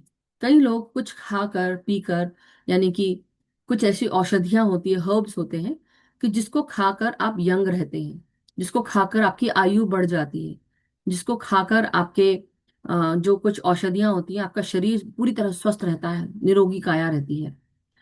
तो कई लोग अटेन करते हैं, 130 ईयर्स तक जी रहे होते हैं, 120 ईयर्स तक जी रहे होते हैं, मतलब 200 साल तक भी जी सकते हैं, मतलब कई लोग के पास ये भी होता है। और साथ साथ वो कंसिस्टेंट उनकी प्रैक्टिस भी होती है। वो किस तरह की प्रैक्टिस? रोजाना उठ के वर्जिश करना, घूमना, अच्छा खाना, स्वस्थ रहना, हवा में उनका बहुत, उनके कई सारे जो योग क्रियाएं होती है वो भी करते हैं। मगर कई लोग ऐसे होते हैं जो काफी आयु तक जीते हैं। अभी भी हमारे इस वर्ल्ड में कई लोग 100 ईयर्स के होते हैं, 102 ईयर्स के होते हैं, ऐसे सब बोला जाता है, राइट? अभी तक कई लोग 120 ईयर्स तक भी होते हैं। तो वैसे ही जन्म से हो गया, औषधि से हो गया। अब मंत्र, कुछ मंत्र ऐसे होते हैं जिनका उच्चारण करने से बार बार आपको वो बहुत सारा ज्ञान मिलता है, प्रोटेक्शन मिलती है, आपके साथ वो सब चीजें होती हैं। तो कुछ लोग ये सोचते हैं कि सब मंत्र ही कर डालते हैं, लेकिन ऐसा नहीं होता है। कई बार कुछ चीजें जो आपके कर्म आपके साथ जुड़े होते हैं, वो आपको कुछ चीजों से बचा सकते हैं, लेकिन हर चीज से नहीं बचा सकते। तो इसमें कॉज एंड इफेक्ट बहुत आता है मास्टर्स, कॉज एंड इफेक्ट, कारण, और जो उसका कारण के साथ क्या कारण था और फिर उसके बाद क्या रिजल्ट निकला। तो कॉज एंड इफेक्ट है। तो इसलिए मंत्र भी एक हद तक आपको हेल्प कर सकते हैं। तपश्चर्या, अब कोई ध्यानी, कोई साधक अगर तप करता है, तो किस चीज का तप? तप का मतलब ये नहीं होता कि तप करके आपने बहुत कुछ सिद्धियां अटेंड कर ली, नहीं। तप आपके अंदर की बुराइयों को जलाकर राख करता है, आपके जो कर्म है उसको भी राख करना शुरू करता है। लेकिन आपके अंदर तप जो है, वो आपको अपने अंदर खुद को समझने की स्थिति पैदा करवाता है, आपकी चेतना को और जागृत करता है। और धीरे धीरे आप तप से वो बहुत सारी चीजों को सुखा डालते हैं, चाहे वो इच्छाएं हो, भावनाएं हो, अटैचमेंट्स हो किसी प्रकार की। तो ये सारी चीजें तप से आप उस पे, एक जो तपस्वी है वो क्या करता है, अपने आप को कंट्रोल कर पाता है, तप से कंट्रोल करना शुरू कर देता है, उसके अंदर वो कंट्रोलिंग पावर हो जाती है। यानी कि अब मैं इसमें चाहे ये बोलूं कि जो हमारे भौतिक जगत के साथ हमारे एक मनुष्य शरीर की बहुत सारी जरूरतें होती हैं, उस पर भी कंट्रोल प्राप्त कर लेना। तो एक तप करने वाला जो साधक है या तपस्वी है, तप करने वाला, वो अपने साथ इतना कंट्रोल रखता है कि धीरे धीरे वो कंट्रोल उसको अपने आप में अपने शरीर से अलग करता है। और वो आपकी खुद की जो एनर्जीज हैं, सिद्धियां हैं, वो उस पे उसके पास वो कंट्रोल होता है, कंट्रोल कर पाता है, सिद्धि प्राप्त कर लेता है। तो किस प्रकार की सिद्धि? कंट्रोल करने की सिद्धि, अपने आप के कर्मों को जलाने की सिद्धि, एक जगह से दूसरे जगह जाने की सिद्धि, एक जगह आप बैठे हैं और अपने आप को गायब करने की सिद्धि, एक चीज से दूसरी चीज में अपने आप को कन्वर्ट करने की सिद्धि, बहुत सारी सिद्धियां होती हैं।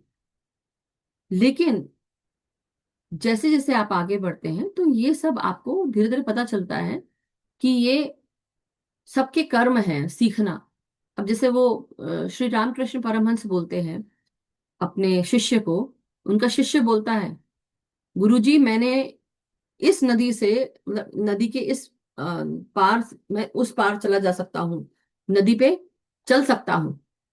तो बोलते हैं रामकृष्ण परमहंस कि तुमने कितना समय अपना नष्ट किया, अगर तुमको नदी को ही पार करना था तो तुम तो नाविक को पैसे देते और पार कर लेते। इसमें इतनी ऊर्जा और इतनी शक्ति लगाकर तुमने अपने इस एबिलिटी को सीखा, वो तो तुम ऐसे भी कर सकते थे। वहां पे मतलब वो ये कहना कहना ये चाह रहे हैं, वो गलत नहीं है, लेकिन वो ये कहना चाह रहे हैं कि अपनी एनर्जीज को सही जगह लगाओ। तो वो जो क्लैरिटी है समझने की कि मेरी एनर्जीज कहाँ सही जगह लगेंगी, वो बहुत इंपॉर्टेंट है।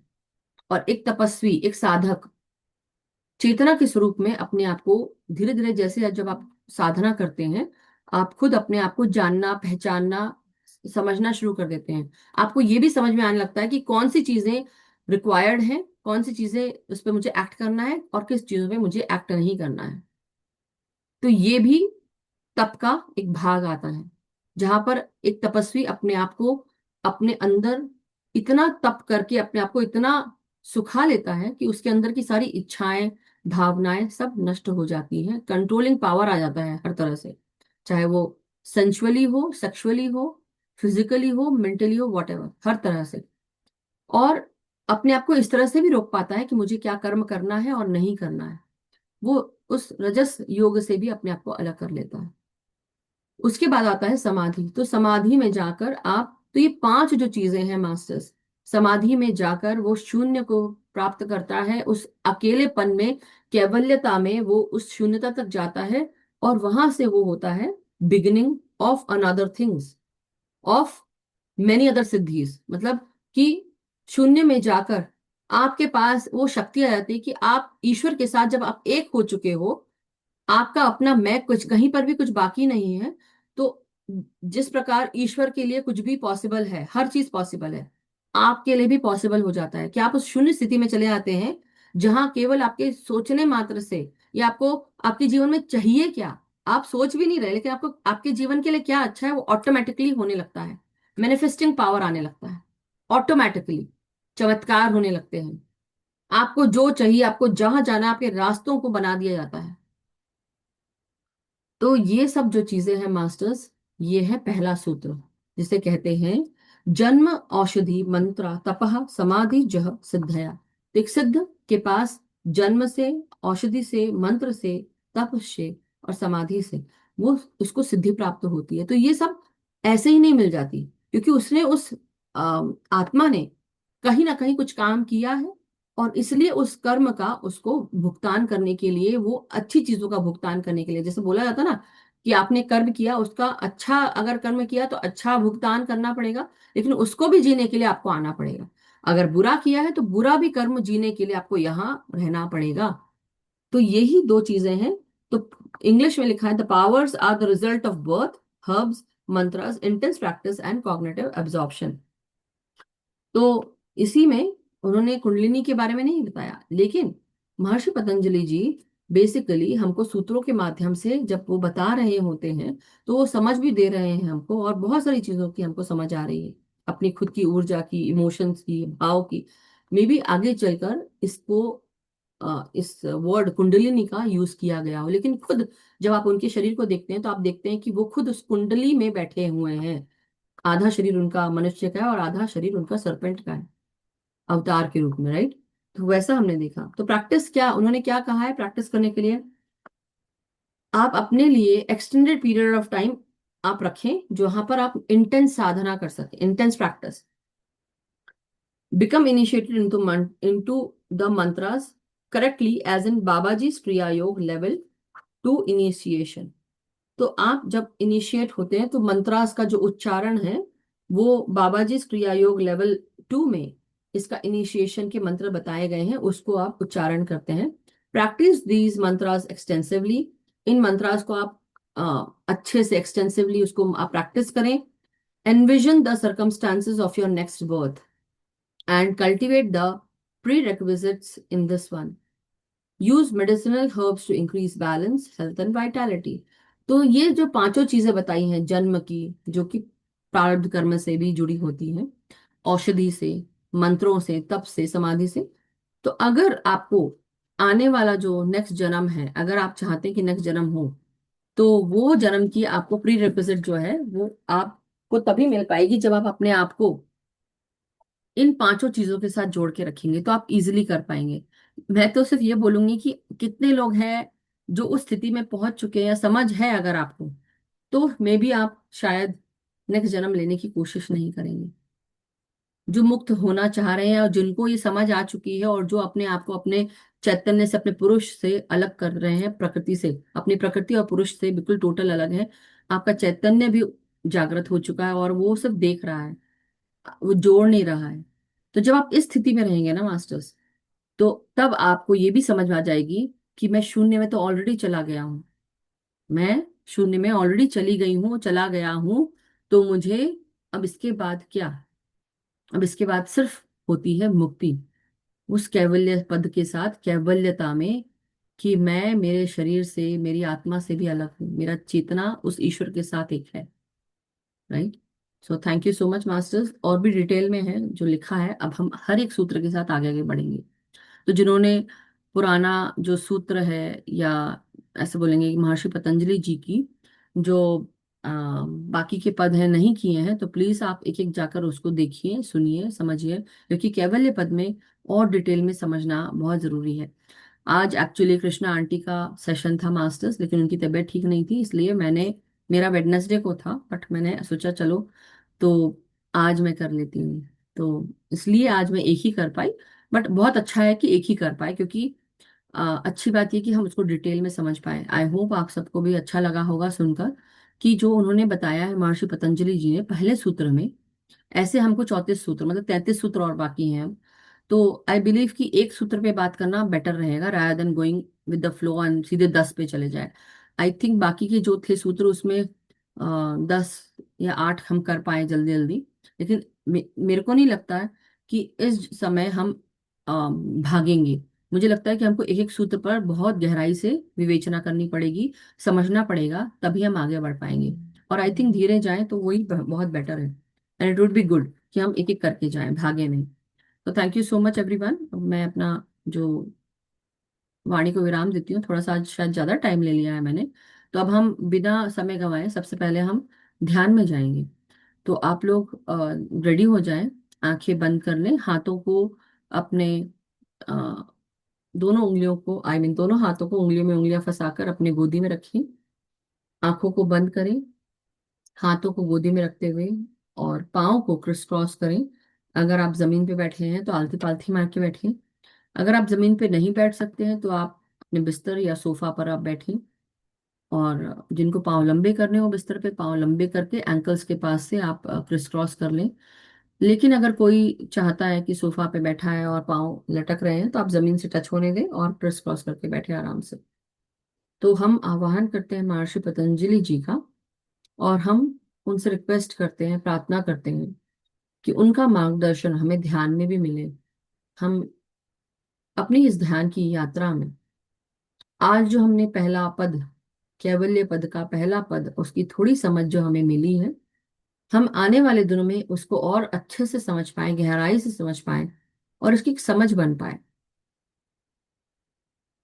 और धीरे धीरे हम अपने आप के मैं से रिलीज कर पाए अपने आप को, चेतना के स्वरूपों में हम जागृत हो सके, इस तरह से कि हम समझ पाए कि हमको अपने कर्मों को और नहीं बढ़ाना है।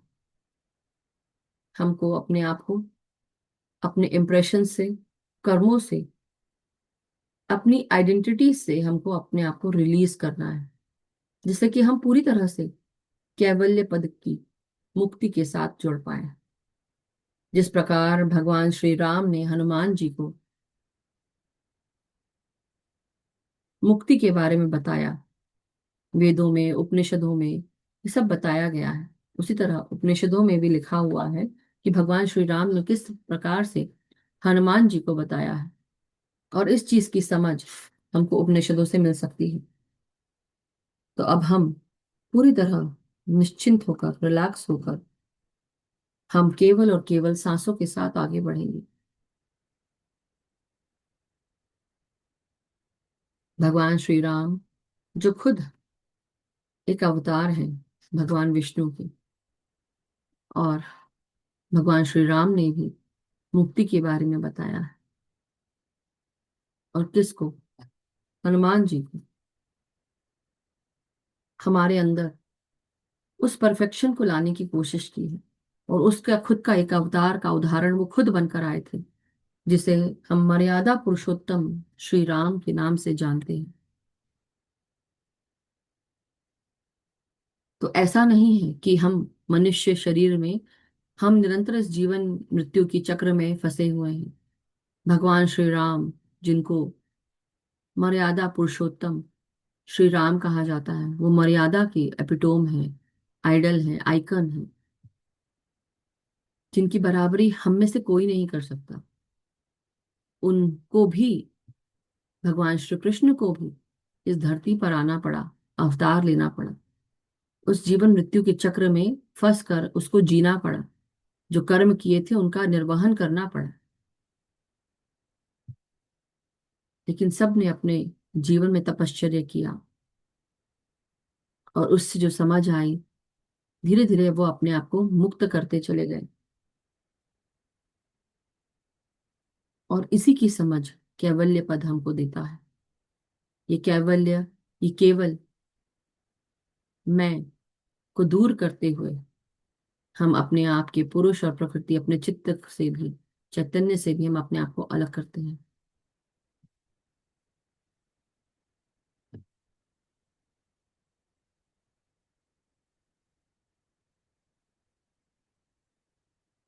हर एक श्वास जैसे जैसे हमारे भीतर प्रवेश करती है, हम सब ध्यान की गहराइयों के साथ जुड़ना शुरू कर देते हैं। हर एक श्वास हमें और गहराई में परम आनंद के साथ जोड़ना शुरू कर देती है।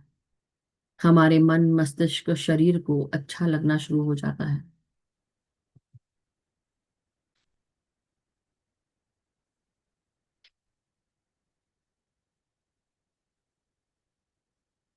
और जब हम अपने और गहरे ध्यान में चले जाते हैं, सांसों को और एक सार कर लेते हैं, एक हो जाते हैं, जब हमारी दिव्य दृष्टि हमें और शून्यता की तरफ लेकर जाती है,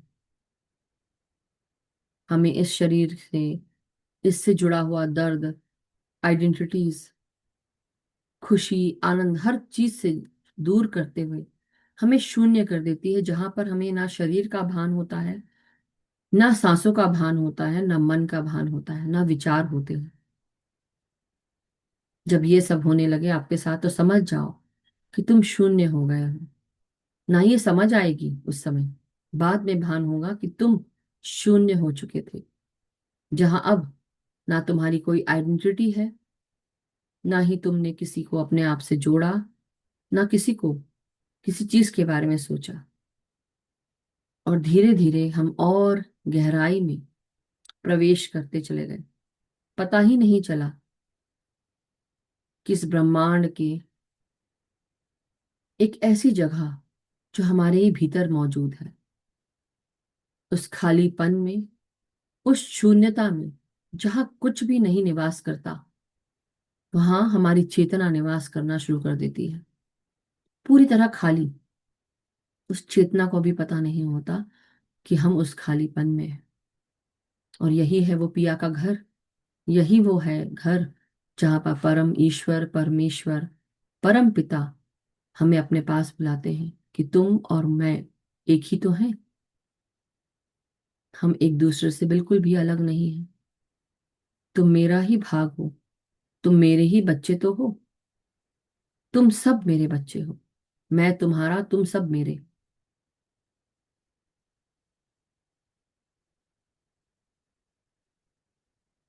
और जब इस स्थिति में हम आ जाते हैं, तो हम हर प्रकार के आइडेंटिटी से दूर होकर हम शून्य हो जाते हैं। जहां हमारा शरीर एग्जिस्ट नहीं करता, हमारी चेतना एग्जिस्ट नहीं करती, और शरीर के साथ ही प्रकृति भी एग्जिस्ट नहीं करती। ना पुरुष, ना प्रकृति, ना रूप, ना स्वरूप।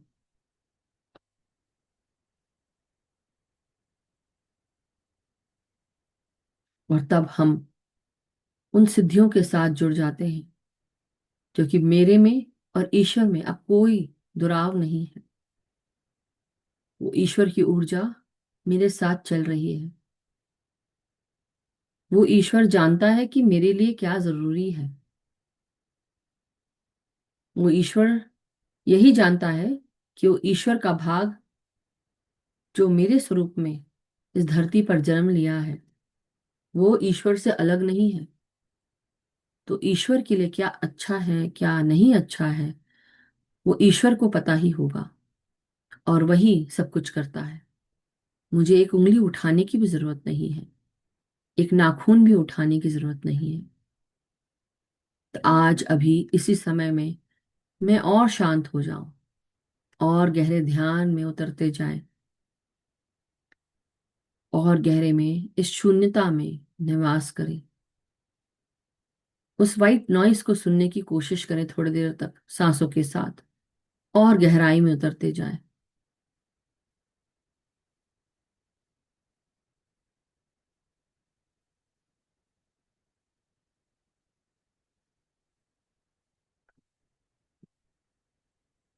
शांत और शांत और गहरे में उतरते जाएं।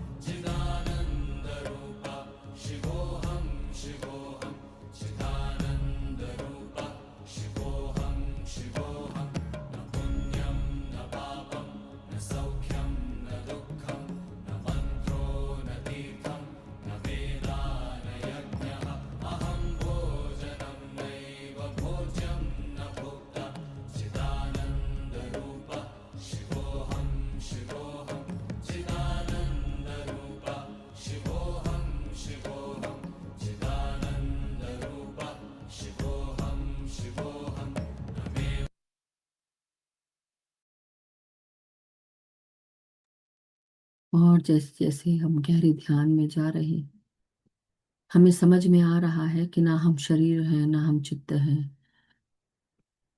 हम किसी भी प्रकार की आइडेंटिटी से नहीं जुड़े हैं। हम केवल और केवल शिव का ही स्वरूप है। शिव वो हम है। मैं शिव हूं, आप शिव हैं। वो शिव निरंतर ध्यान में बैठा है। हमारी जीवात्मा शिव के साथ एक हो चुकी है। अपने अंदर के इस जीव को जानते हुए शव से हम शिव हो जाते हैं। हमारे अंदर ये ऊर्जा, ये शक्ति जो चल रही है, यही हमें शिव बनाती है। और जब ये ऊर्जा, ये शक्ति, ये प्राण शक्ति, इससे भी हम जब दूर हो जाते हैं तो हम शव के समान हो जाते हैं। तब ये शरीर, ये देह भी छूट जाता है। तब केवल आत्मा आगे विचरण करती है।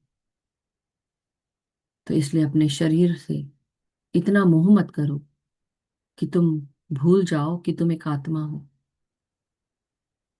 दुख का कारण ये शरीर ही है। ये शरीर जो हमें मिला है, ये हमें सिर्फ आत्मा के कार्यों के लिए मिला है। और जब हम और गहरे ध्यान में जाते हैं, शून्यता की तरफ, विचारहीन सांसों के साथ हम और आगे और गहरे में प्रवेश करते हैं, ये शरीर हमारे उस चित्त से अलग होने लगता है। उस मैं को भी छोड़ देते हैं। ना कोई सुख, ना दुख, ना किसी प्रकार का कुछ पाना, ना किसी प्रकार का कोई गर्व, अहंकार, घमंड। हर प्रकार की दुखों से हमें निजात मिल जाता है। हम आजाद हो जाते हैं। और इस आजादी को महसूस करने ही पहला चरण मुक्ति का है। इसलिए और गहरे ध्यान में प्रवेश करें मास्टर्स। एक हो जाओ, शांत हो जाओ, स्थिर हो जाओ। शरीर से कह दो कि तुम स्थिर हो जाओ, ठहर जाओ, रुक जाओ। और अपनी हर एक श्वास के साथ और गहरे में प्रवेश करते जाइए।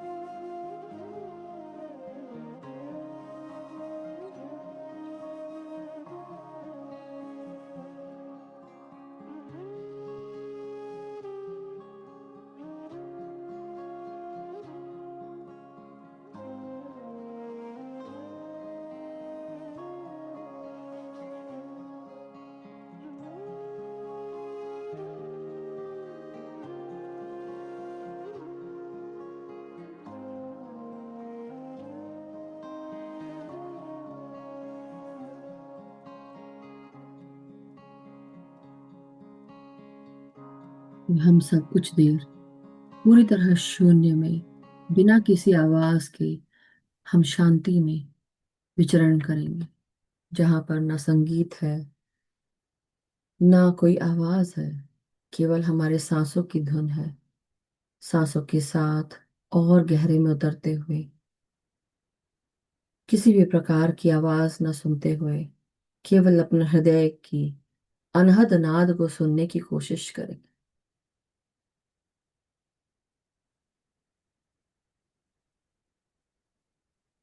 और गहरे में उतरते जाए मास्टर्स।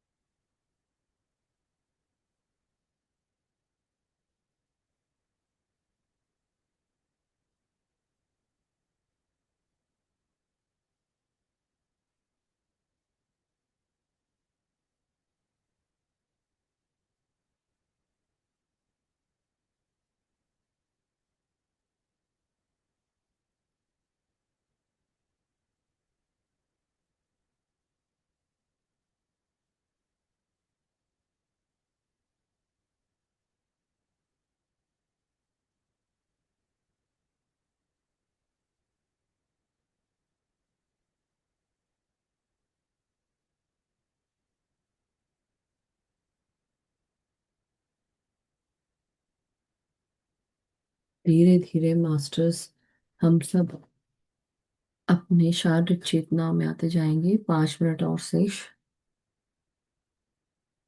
हर एक क्षण को महसूस करिए।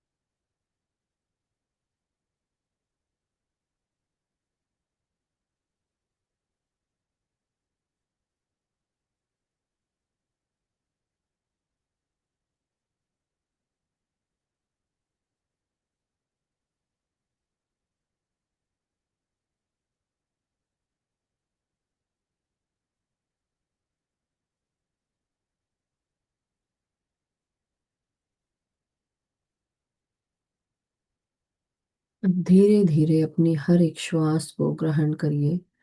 अपने शरीर को सीधा करें।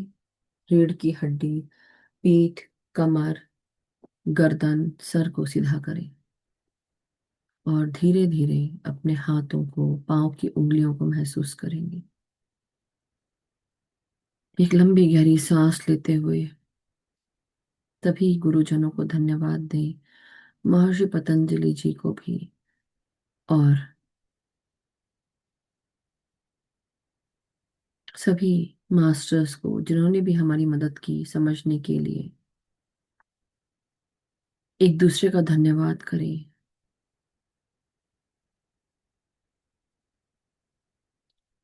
आभार प्रकट करें अपनी सांसों का, अपने मास्टर्स का, अपने शरीर का, अपनी आत्मा का, हमारे इस चेतना का, हमारी प्रकृति का, कि इस समय हम ध्यान में स्थिर हो पाए।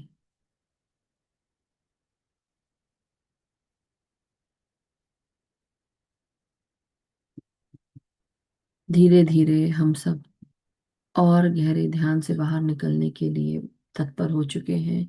अपने हाथों को अनक्लास्प करें मास्टर्स, और 5 क्षणों के लिए अपने हथेलियों को आंखों की पुतली पर रखें। 5, 4, 3, 2, 1, 0। ध्यान से बाहर आ जाए everyone. Welcome back masters. Thank you. Thank you so much everyone. Welcome back. So अभी अगर किसी का कोई प्रश्न है या कोई शेयरिंग है तो अब आप शेयर करें, लेकिन because we had less time. Otherwise मैं पहले भी ले ली थी, लेकिन अभी अगर किसी को हैंड रेस करना है तो आप हैंड रेस कर लें मास्टर्स। कोई क्वेश्चन है तो उसका भी, जो आज हमने जाना समझा उस पे अगर कोई क्वेश्चन है तो, ये नहीं कि हम पिछला भी बता रहे हैं, नहीं, अभी आज अभी का। क्योंकि कई बार हमें ये आदत होती है ना कि हम पिछला भी करें, तो नहीं, अभी नहीं। बट अगर किसी का कोई प्रश्न है और इससे जुड़ा हुआ कोई प्रश्न है तो आप लोग जरूर शेयर करें मास्टर्स।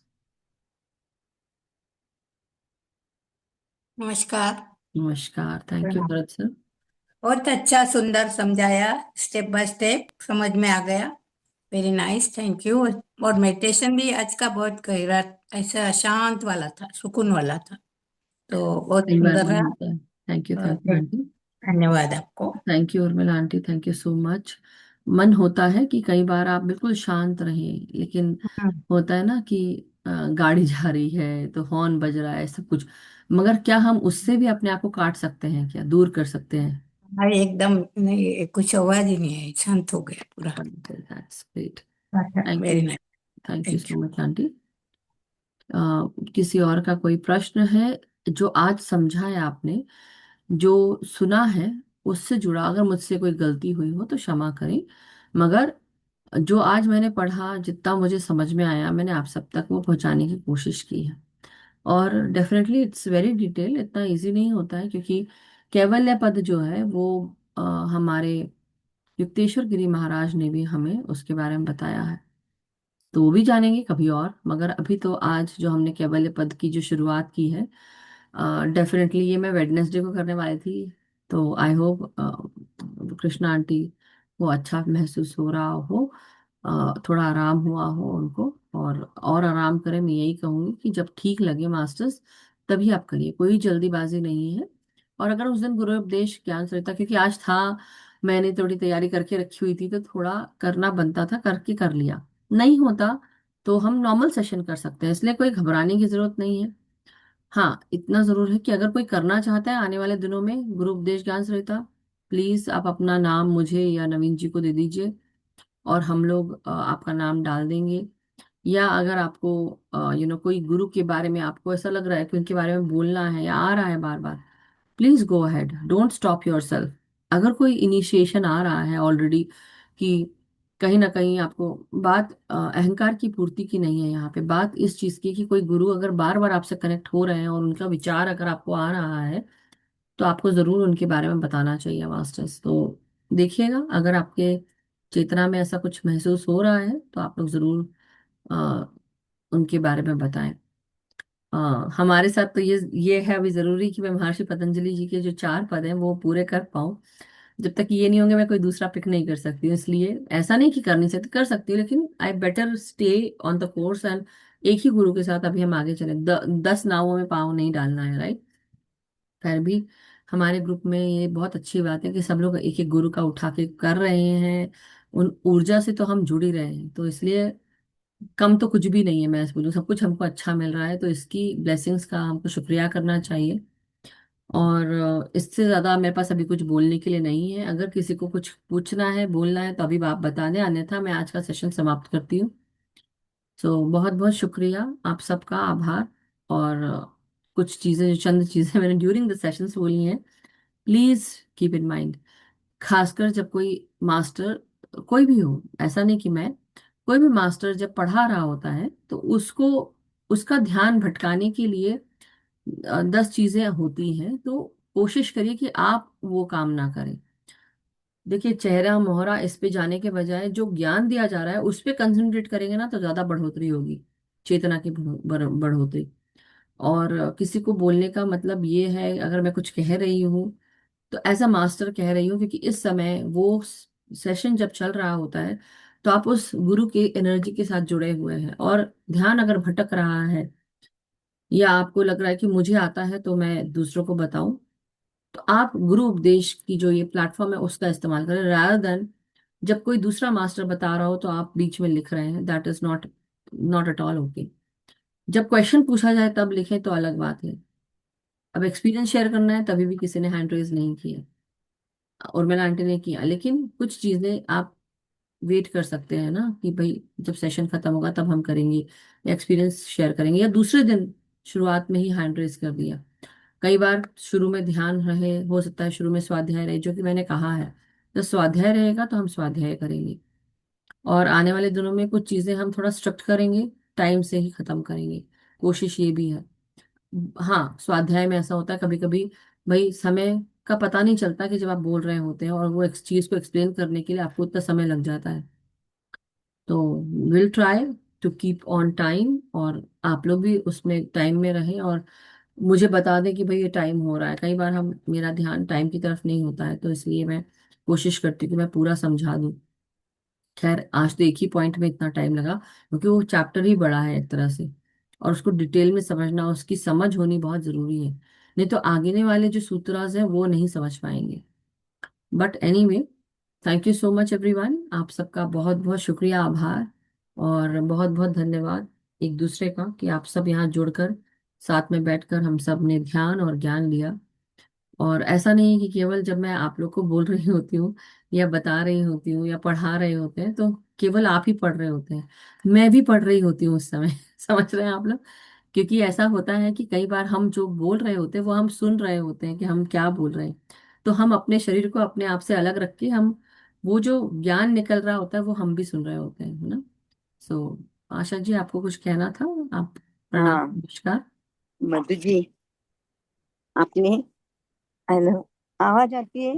आवाज तो आती है, वीडियो हाँ, नहीं मेरा आती। वीडियो, हाँ आ वीडियो नहीं गया, हो रहा था। अभी हाँ आया। आप क्लिक कर रहे थे हाँ फिर हाँ स्लो कर दे रहे हैं आप। हाँ हाँ, वीडियो मेरा आता नहीं है, क्यों मालूम नहीं। नहीं नहीं, ओके। आ रहा है, आ रहा है, लेकिन आप शायद हाँ डबल हाँ क्लिक कर, हाँ अब आ गया। हाँ हाँ हाँ। मधु जी, आपने सचमुच बहुत अच्छी तरह से, बहुत अच्छी तरह से बताया, और ध्यान भी बहुत अच्छा हुआ। Gratitude gratitude gratitude Madhu ji.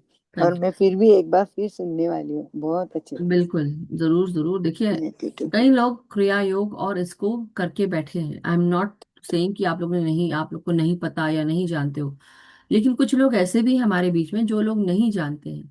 तो उन लोगों के लिए कम से कम हम सबको थोड़ी देर के लिए पता होते हुए भी शांत रहना चाहिए कि हम let us finish and go step by step, जिससे कि दूसरा भी उसका उतना ही यू नो उसको जान पाए, समझ पाए, है ना? So thank you so much everyone. Thank you Asha aunty, thank you. So masters, अब हम आज का सेशन समाप्त करते हैं, कल मिलेंगे। हाँ, इससे पहले कि मैं खत्म करूं, आप सबको ये बताना चाहती हूँ कि आज मतलब मेरी यूएस की आज शाम, यानी कि 24 ऑफ अगस्त, इंडिया के लिए ये 25 ऑफ अगस्त रहेगा।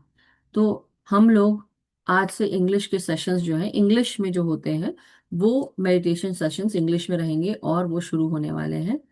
हमारी शाम आज रात को 8 बजे है, यानी कि मेरा शिकागो टाइम, सेंट्रल टाइम 8 बजे से। पिछला हफ्ता क्योंकि मैं ऑलरेडी बहुत जेट लैग में थी, मुझे रियलाइज हुआ कि मैं शायद निकल गई हूँ जेट लैग से, लेकिन ऐसा नहीं है, आज भी मुझे जेट लैग था। मैं घर आई और जॉब से आने के बाद मैं सो गई, थोड़ी देर के लिए रेस्ट करने के लिए सोचा कि अब सो जाती हूँ, मतलब थोड़ा देर के लिए आराम हो जाएगा। मेरे को पता ही नहीं चला कि टाइम हो गया है मेडिटेशन का। सो ये अभी भी है थोड़ा बहुत, लेकिन I believe by the end of this week वो भी थोड़ा कम हो जाएगा। मगर जैसा कि मैं आप सबको बता रही थी कि इंग्लिश के जो सेशंस थे वो मेडिटेशन सेशंस मैंने नहीं लिए थे, यही बोल के कि जो हिंदी के हो रहे हैं, ध्यान ही करना है। समझ तो सबको आती है हिंदी की, जो लोग हिंदी से जुड़े हैं, जो नहीं है तो थोड़ा बहुत फिर भी मैंने इंग्लिश में बोला, ज़्यादा तो नहीं बोला। मगर किसी ने कुछ कमेंट ही नहीं किया कि हमें दिक्कत हो रही है या कुछ है, तो I take it as maybe everyone was following. But आज से मैं इंग्लिश के सेशंस जो हैं वो शुरू होंगे हमारे यूएसए टाइम, शिकागो टाइम से। इंडिया टाइम का जो समय रहेगा वो रहेगा 6:30 AM इन द मॉर्निंग। किसी को अगर जुड़ना है तो आप जुड़ सकते हैं, और मोस्ट वेलकम। स्टेटस पे मेरा जो मकतूब का सेशन है वो चलता रहेगा। आई मीन टू से, स्टेटस पे मकतूब के सेशन का फ्लायर है। शाम को मेरी 8 बजे आज वो सेशन शुरू होगा, जो कि इंडिया टाइम 6:30 AM होता है।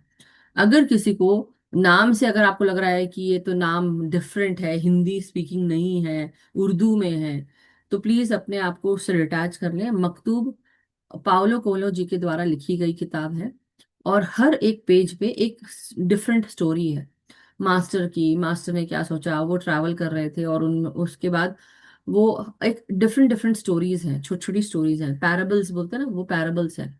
तो वो पैराबल से हर एक स्टोरी में आपको एक मॉरल ऑफ द लेसन जो होता है वो आपको पता चलता है, डीप मीनिंग साथ होता है। हम उस पे डिस्कस करते हैं, पहले पढ़ते हैं फिर डिस्कस करते हैं, फिर आपको क्या समझ आ रहा है या मुझे क्या आ रहा है, मैंने अपनी बता दी, आप अपने बता दीजिए, और फिर भी गो थ्रू दैट, फिर ध्यान में जाते हैं।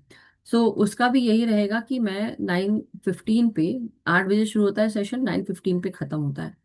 तो I will be very strict कि कोशिश करेंगे कि हम 9:15 तक खत्म कर लें, 9:30 से एक्सीड नहीं होना चाहिए। 9:15 एंड। लेकिन अगर एक्सीड हो गया, किसी को क्वेश्चन है, 9:30 तक मैं कोशिश करूंगी कि मैं बंद करूं, क्योंकि थोड़ा सा मेरे लिए भी इजी होगा और आप लोग के लिए भी। तो मेरा 9:15 यानी कि 9:15, 8:15, 7:45, तो इंडिया का 7:45 खत्म हो जाएगा। ओके, 6:30 बजे सुबह से शुरू होगा और 7:45 खत्म हो जाएगा। तो दिस इज द टाइम, यानी कि 7:45, 6:30 AM to 7:45 AM India time. और शिकागो का टाइम रहेगा, क्योंकि सेंट्रल टाइम है, तो 8 PM से 9:15 PM। पैसिफिक टाइम रहेगा, क्योंकि हमारा 8 है तो 6 PM से लेकर आई बिलीव 7:15 PM। हाँ, 7:15 PM, राइट। 6, 7, 7:15, या। सो जिसको जुड़ना है आप जुड़ सकते हैं मास्टर्स। फिर आने वाले दिनों में आई बिलीव हम पत्री जीज आंसर्स कर रहे थे, तो वो भी ब्रह्मर्षि पत्री सर की जो वो किताब है वो भी कर रहे थे, तो ये भी शुरू होगी। इंग्लिश वाले में, इंग्लिश की बात कर रही हूँ मैं। अभी तक हिंदी वालों ने, हिंदी वाले ग्रुप का फ्लायर्स इंग्लिश वाले ग्रुप में गया है, तो अभी हिंदी वाले लोगों को भी सबको बता रही हूँ कि ये पत्री जीज आंसर्स की किताब का स्वाध्याय हो रहा है, मकतूब का स्वाध्याय हो रहा था। हमने कौन सी बुक थी, यहाँ fire, the circle of life, या फायर वाला हमने ना, सर्कल ऑफ फायर, हाँ, ये किताब हमने की थी, जो कि 4 एग्रीमेंट्स, 5 एग्रीमेंट्स, उसके बाद सर्कल ऑफ फायर है। तो ये किताब जो है ये हमने फिनिश की है अभी कुछ दिनों पहले, महीनों पहले, तो इंडिया जाने से पहले। तो इसलिए जस्ट बता रही हूँ कि अगर किसी को उसकी सीरीज फॉलो करनी है तो प्लीज डू फॉलो।